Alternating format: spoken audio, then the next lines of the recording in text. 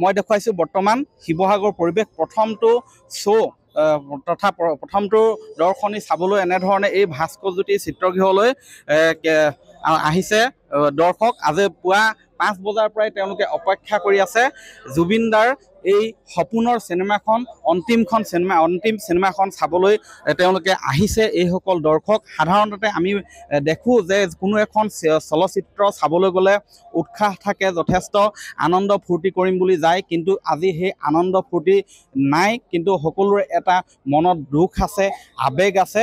মুঠতে এইখন আচলতে কেৱল এখন চিনেমা নহয়, এইখন এখন আচলতে এটা সম্পদ। আজি এই জুবিন দাৰ কাষত পাবলৈ এনেধৰণে দৰ্শক ভিন্ন প্ৰান্তৰ পৰা আহিছে। মই ইয়াতে অনুৰাগীসকল আছে, মই জানিব বিচাৰিম আজি দাদাৰ সপোনৰ চিনেমাখন মুক্তি দিয়া হৈছে।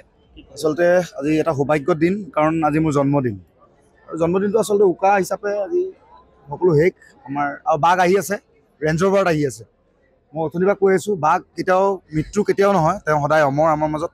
আজি শেষবাৰৰ বাবে আমাক দেখা দিবলৈ আহিব, তেওঁ আহি আছে। তেওঁৰ দুষাৰী মই গীতেই গাম, আৰু সকলোকে মই কেমেৰা অফ কৰি চিনেমা চাবলৈ অনুৰোধ কৰিছোঁ। আৰু যোৱা টাইমত মই নাহৰফুলি বিতৰণ কৰিম জন্মদিন হিচাপে, সকলোৱে লৈ যাবলৈ মই অনুৰোধ কৰিছোঁ। উঠি ভাহি যায় তোমাৰ নিবিড় আকাশতে, সপোন ৰাতি অকল সৰে, বকুল বনত সুভাগ জাগে, বকুল বনত সুভাগ জাগে, তোমাৰ নীলিম কথাৰ দৰে। জাষ্টিছ ফৰ জুবিন দা, লাভ ইউ জুবিন দা। ৰৈ ৰৈ বিনালে যদি এটি গীতৰ কলি যদি, যিহেতু গাব পৰা অৱস্থাত নাই, অলপ গাই দিছোঁ।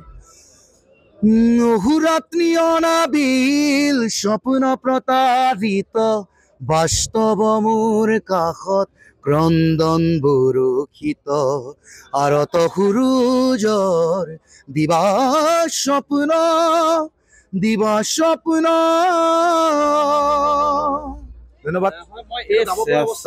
চিত্ৰগৃহটোৰ মই চৌদিশ আচলতে চৌপাশটো দেখুৱাব বিচাৰিছোঁ। ইয়াত জুবিন গাৰ্গে আচলতে যিবিলাক অসমীয়া চলচ্চিত্ৰ বা বলিউডৰ যিবিলাক চলচ্চিত্ৰত কণ্ঠদান কৰিছিলে, গীতত কণ্ঠদান কৰিছিলে, সেই চলচ্চিত্ৰসমূহত তেওঁ এই আচলতে বেনাৰ, পোষ্টাৰ, হৰ্ডিং এনেধৰণে আঁৰি ৰাখিছে এই চিত্ৰগৃহটোত, যাতে সকলোৱে আজি জুবিন দাক পুনৰবাৰ যেন কাষত পোৱা যেন অনুভৱ কৰে, উপলব্ধি কৰে। তাৰ বাবে এনেধৰণে পদক্ষেপ লৈছে। আৰু এগৰাকী আছে দৰ্শক, কি ক'ব? আজি যথেষ্ট আৱেগিক। জুবিন দাৰ যিহেতু নিজৰ জীৱনৰ বাস্তৱৰ লগত মিলিত থকা এখন শেষ চিনেমা, আৰু ক'বলৈ আচলতে আজি ভাষা নাই। যথেষ্ট আৱেগিক, দৰ্শকো যথেষ্ট আৱেগিক। যদিও আনকালে আগতে জুবিন দাৰ চিনেমা আহিলে বুলি ক'লে আমি যিমানটো দৌৰি যাম, মিছন চিনেমা যাম, তাৰ পৰাই আৰম্ভ কৰি যিমানখিনি উৎফুল্লিত আছিলে, আজি মানে সিমানখিনি দৰ্শকে আৱেগ দেখাব পৰা নাই।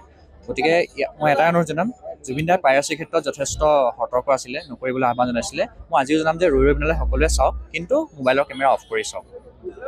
মই দেখুৱাইছোঁ এইসকল দৰ্শক আজি কাহিলী পোৱাৰ পৰা অপেক্ষা কৰি আছে। বাইদেউ ক'ৰ পৰা আহিছে? জয়সাগৰৰ পৰা আহিছোঁ। বহুত সময় ধৰি অপেক্ষা কৰি থকা দেখিছোঁ। হয়। আজি জুবিন দাৰ চিনেমাখন চাম বুলি ৰাতিপুৱাই সোনকালে আহিছোঁ।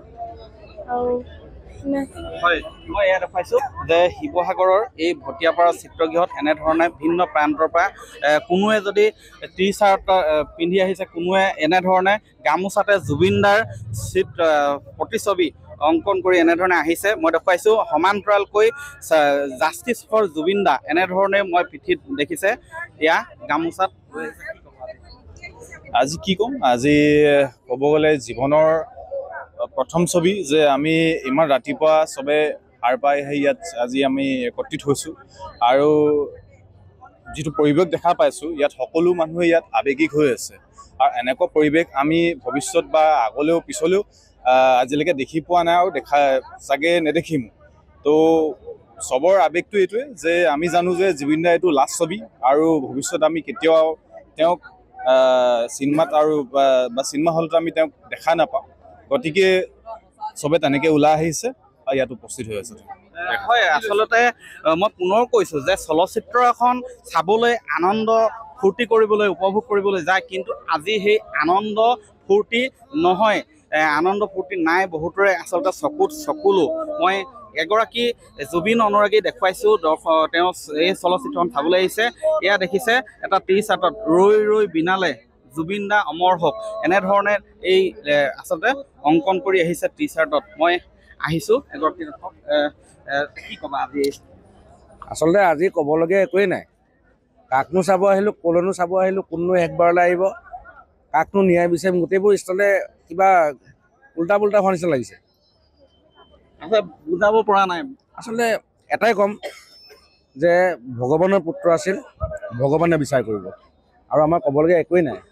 আমাৰ চব দৰ্জা বন্ধ মানে, কাৰণ যিসকল উচ্চাকাংক্ষিত মানে চলচ্চিত্ৰখনলৈকে এইটো কথা কম ভাল লাগিছে যে ৰাইজ ভাৰতৰ ভিতৰত প্ৰথম আজি অসমতে যে 4টা ওলাই আহিছে ছবি চাবলৈ। গোটেই ৰাতি আমি যিদৰে দাদা আগতে আহোঁ আমি প্ৰস্তুতি চলাই গোটেই ৰাতি আমি ছবি গৃহৰ ইয়াত আছোঁ, গোটেইখিনি একেলগে কামখিনি কৰিছোঁ। এতিয়া শ্ৰদ্ধাঞ্জলি অনুষ্ঠান হ'ব, গোটেইখিনি একেলগে কৰিম। ছবিখন ছুপাৰ ডুপাৰ হিট ব্লকবাষ্টাৰ হ'ব, পৃথিৱীৰ ভিতৰত এখন নাম, সেইখিনি আমি সুখী।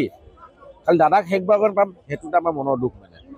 হয়, আচলতে ৰেকৰ্ডৰ কথা পিছত আহিব, অভিলেখ বহু হৈছে সেয়াও বেলেগ কথা, কিন্তু জুবিন দাক আচলতে অন্তিমখন চলচ্চিত্ৰ মই দেখুৱাইছোঁ। এখন ইয়াত এখন ইয়াত বাহন দেখিছে, এখন স্কুটিত, তাতো এনেধৰণে আচলতে ইয়াত প্ৰদৰ্শন কৰিছে, য'ত মায়াবানী ৰাতিৰ বুকুত গীতটি পৰিৱেশন কৰা পৰিলক্ষিত হৈছে। আৰু এগৰাকী আচলতে কোলাত কেঁচুৱা লৈও পুৱাতে উপস্থিত হৈছেহি, ইয়াত পুৱাতে উপস্থিত হৈছেহি দৰ্শক। মই দেখুৱাইছোঁ, এয়া দেখিছে কোলাত কেঁচুৱা লৈ আহিছে। তেওঁ প্ৰতিটো গানেই চাওঁ আৰু মুভিবিলাকো চাওঁ। এইখন চিনেমাও চাবৰ কাৰণে আহিছোঁ মই। চাবলৈ ক'ম চবকে, আহক চিনেমাখন চাওক, জুবিন দা ভাগৰ লাষ্ট চিনেমা।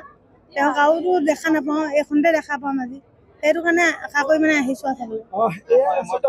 কোলাত কেঁচুৱা লৈ আপুনি বাইদেউ কেই বজাত আহিছে? মই 7টা বজাতে ঘৰৰ পৰা ওলাই আহিছোঁ। দৰ্শনী মই দেখুৱাইছোঁ, এইসকল দৰ্শক আহিছে। দাদা ক'ৰ পৰা আহিছে? শিৱসাগৰ বেতবাৰীৰ পৰা আহিছোঁ। কি ক'ব আজি এই দিনটোত? মই সুখী হৈছোঁ, জুবিন দাৰ প্ৰথম লাষ্ট শেষ চিনেমা, তাৰমানে আৰু জুবিন দাকো ন্যায় লাগে। #জাষ্টিছ জুবিন দাৰ। হয়, জুবিন দাৰ অন্তিমখন চিনেমা চাবলৈ তেওঁলোকে আহিছে, হেঁপাহেৰে আহিছে চিনেমাখন চাবলৈ, কিন্তু মনত দুখ বেদনা ভৰি আছে, যাৰ বাবে তেওঁলোকে সকলোৱে চিনেমাখন চাবলৈ আহোঁতেও এটা কথা কিন্তু কৈছে, জাষ্টিছ ফৰ জুবিন গাৰ্গ। এনেধৰণেই আজি মই এই শিৱসাগৰৰ ভটিয়াপাৰত অৱস্থিত ভাস্কৰজ্যোতি চিত্ৰগৃহৰ পৰিৱেশ দেখুৱাইছোঁ। অহা 4টা দিনলৈ ইয়াত অনলাইন আৰু অফলাইন সকলো টিকট ইতিমধ্যেই বুকিং হৈছে, আৰু এই মুহূৰ্তত এই যিখন চলচ্চিত্ৰ সেইখন চাবলৈ ৰৈ ৰৈ বিনালে সকলোৱে চাবলৈ আহিছে, কিন্তু সকলোকে ইজনে সিজনকো আহ্বান জনাইছে যাতে এই চিনেমাখন হলৰ ভিতৰত চাই থাকোঁতে কোনেও যাতে তাৰ কপি নকৰে, ভিডিঅ' নকৰে বা ভিডিঅ' সামাজিক মাধ্যমত নিদিয়ে, সেয়াও কিন্তু আহ্বান সকলোৱে জনাইছে।